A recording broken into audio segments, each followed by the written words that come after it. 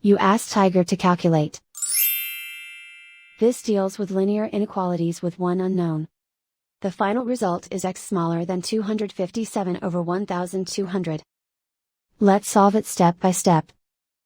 Group all constants on the right side of the inequality. Add 1240 to both sides.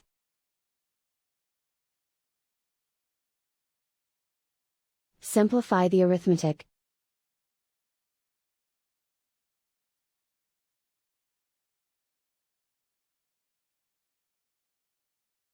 Isolate the x. Divide both sides by 6000.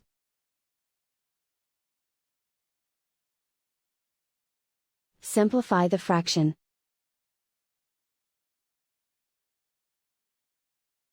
Find the greatest common factor of the numerator and denominator.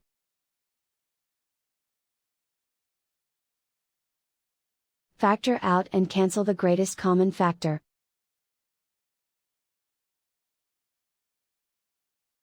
Plot the solution on a coordinate grid.